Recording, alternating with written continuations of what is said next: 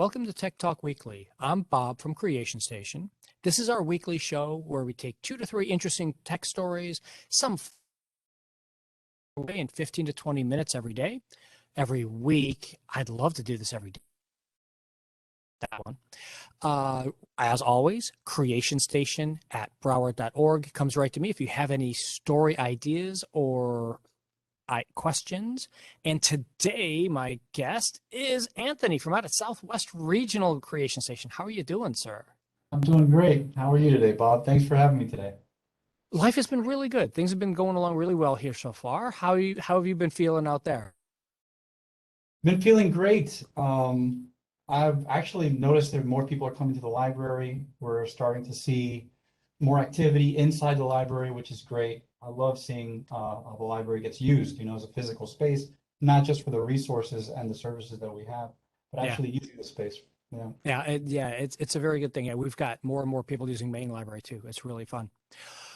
We've got a couple of interesting stories to share here today. So I'm going to bring up the browser so that people can see. And our first story here is all about bird brains. And this was, I know you mentioned it in the pre-show, like, wow, this is a really complicated article, isn't it? It seems so easy. It's just birds know where they're going. But what do you think about that one? This article was amazing. So the article, it talks about how birds use, and also some fish and some other, and even some mammals it mentions in the article, use the magnetic field of the Earth for guidance so that they know where they're going. And they found something in using human cells in a study. Yeah, I've got that video up right now to show. This little flash that you're seeing on the screen, folks, that's a human cell reacting to magnetic fields. Yeah. And to maybe that helps explain what their findings here, maybe help explain how the birds are able to use the magnetic field as for guidance. Mm-hmm. But like the real kicker here is what they mention about quantum physics Yeah. and how an entanglement and how that may be related to all of this. Yeah, it's really interesting that they were, and of course, as always, we'll put all of our show notes in there for links for you so you can go up and read these articles. It's really fun. It's really interesting that they just have accepted this idea, these particular different types of animals, that this stimuli means go in this direction, when humans apparently get the same stimuli and we've just decided to ignore it as humans and just say, nope, I trust my eyes more than I trust what that little extra stimulus is. And so I'm going to keep going. So yeah, it was just, this is the one that really blew me away. I was just like, wow, seriously? That's a human. This isn't like animals. This is like humans. Wow. Just And crazy. also the quote, they mention how when it comes to quantum physics, that even Einstein recognized that there's a spookiness there, Hmm. sort of thing with the entanglement, how they mentioned how two things can be affected no matter how far apart they are. If they're entangled, they have this relationship. And anybody watching this, I recommend also, if you haven't heard about it, to give you an idea about quantum physics, look up the double slit experiment, where they look Hmm. at, whether light or other particles, electrons, atoms, even some molecules behave Yeah. like waves, or do they behave like particles? And they found it's both. But the really spooky thing is that it behaves differently if you're observing or not how Yep. many are passing through these double slits. And I actually found a book in the library, Of that course. talks Cool. about this. Oh, nice. Yeah, so My the one that I premise. always recommend for it is Alice in Quantum Land. Oh, nice. It's a fun, it's a really straightforward, simple language one to they walk people through how, quantum physics actually works. I love Um, that title. This one's yeah, called Through Two Doors at Once. yeah, yeah. No, Right. that's much newer, and that's a lot of I've read a little excerpt out of that one there for a different project I was working on. And I was like, okay, no, we're not going to do that. The next story is not quite as fun as this one, but it's just as important, and following along with our theme of for the last few weeks of climate crisis and everything, um, the Earth is getting dimmer. And what this actually means in real terms, and how they what this is it just means that the Earth is reflecting less sunlight. So as the sun, all the sunlight hits towards Earth, some of it bounces off the Earth and reflects right back off the moon. That's how we can see the moon, is or part of the moon is seen this way, where the light comes off of the Earth and bounces onto the moon, and you can actually see when you're looking at like a half moon or something like that, or even a crescent moon, and you can see that other dim section of the moon. That's Earth shine. The bright part is sunshine coming in and hitting it, and then the other part is Earth shine. And because of the climate crisis, because of global warming, etc., and what's in our atmosphere now, it's dimmer because we're not reflecting enough light away. Yes, yeah, the article, I think the article specifically mentions that it's because of these clouds.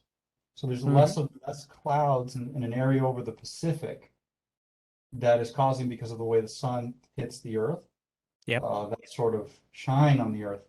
And that reminded me of, because it said that since there's less clouds, more heat is from the sun is coming into the earth, Yep. and that heat is getting trapped in there in the ozone. And getting And trapped then, into the oceans and yeah, making warmer oceans mean stronger hurricanes, mean et cetera, et cetera. Stuff that we all down here in South Florida in particular all know too well. yes, and it creates a feedback loop, right? Yeah. So the earth gets warmer, which causes other negative effects, which makes, it get warmer, which causes these other effects like the melting of the ice. Yeah, it's a mess. It's a mess. Yeah. There was another article I almost brought up for the show where they did some new core samples in Antarctica, and they found out 1300 is when it started. They've got coal soot from the 1300s that they Hmm. found in Antarctica now. And now that they've part of it is because enough ice has melted, they can get down to the deeper, older ice, and they're finding out. It's a crazy, crazy world we're all living in right now. And last week's show, we gave you a podcast about what how do we survive. So go take a look and find out. And that's a really fun, good, interesting way of looking at ways of not doom and gloom, but what are we going to do to fix things? Then we have the other big story this week, which is all about hacking. And we've talked about hacking a lot on the show and what's a real hack and what's not and what's publicly scraped data. These were true. Two of these were real hacks. One, SMS messages, your text messages, have been hacked for the last 5 years. Yeah, it's kind of important. Anyone who's used a U.S. phone carrier has had all your text messages looked at by some unknown party. The other one was Twitch. Now, you may not be using Twitch out there for as much, but there's a lot of people who use Twitch for streaming, and someone basically got in and cloned their entire computer network and stole all their data, Well, which affects a few million people, and it's a pretty hefty thing to deal with. Um, but then there was Facebook, and Facebook and WhatsApp and Instagram and Oculus Creation Station with VR here.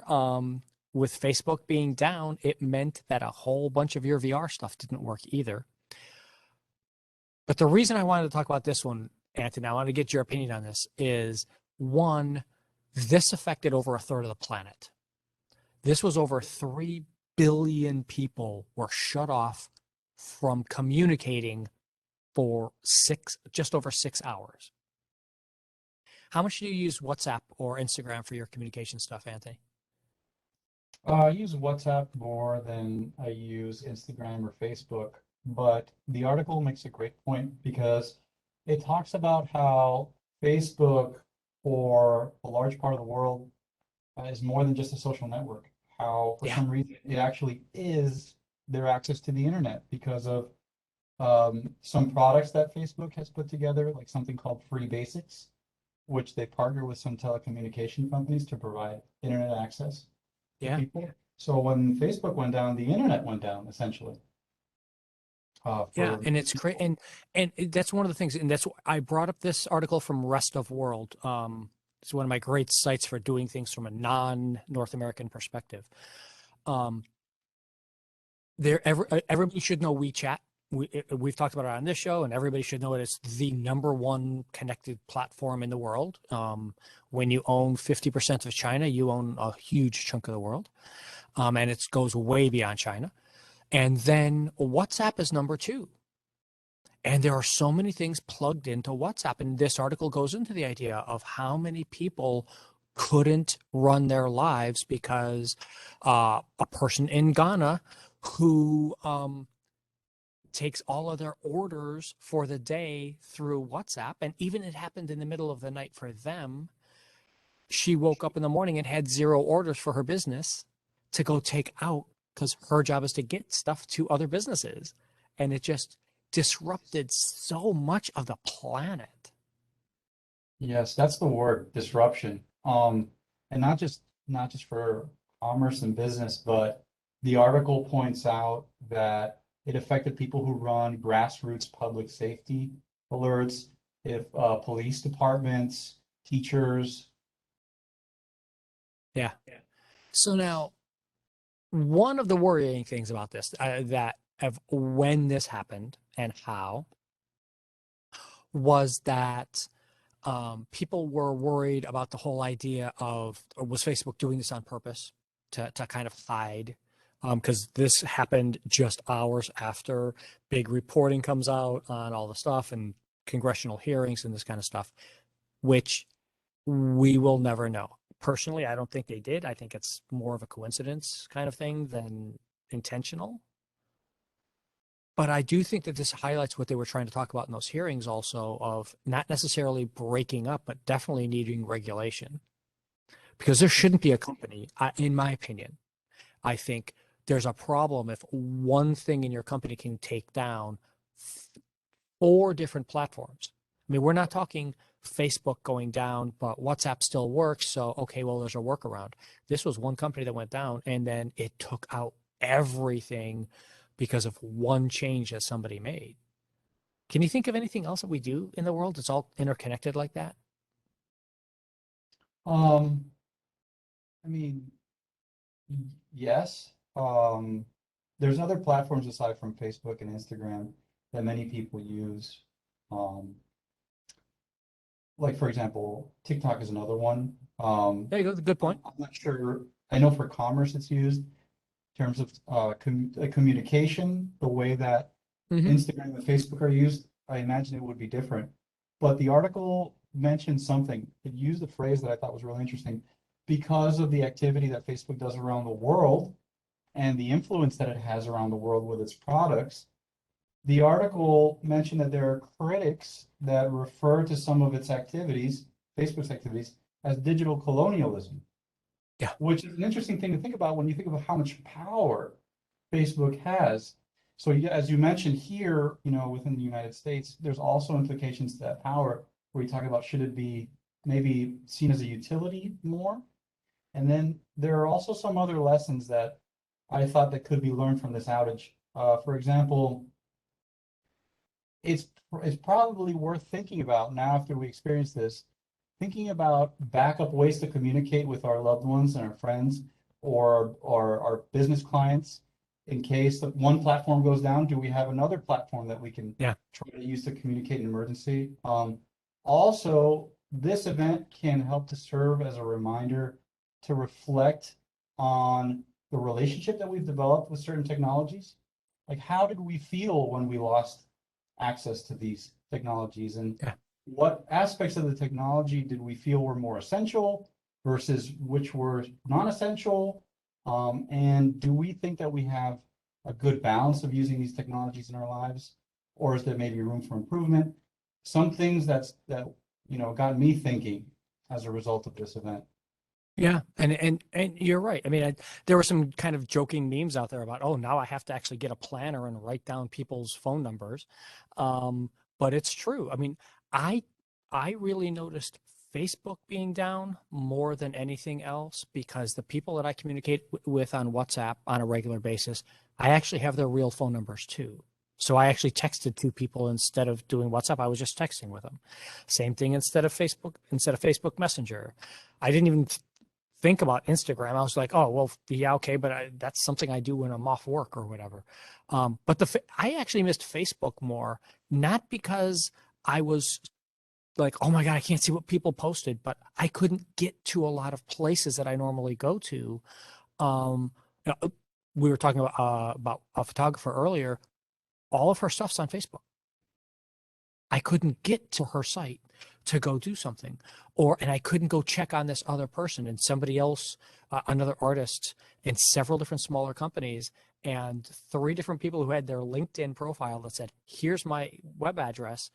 And it was a Facebook thing. And I'm like, well, I'm just going to give up researching guests this week and just we're going to just stick away from that because just everything was all interconnected there. And that's what really made me think. I was like, I don't want to break up Facebook. You know, you're a big successful company. You get to do just like the old fashioned railroads, wrote a lot of the rules and stuff.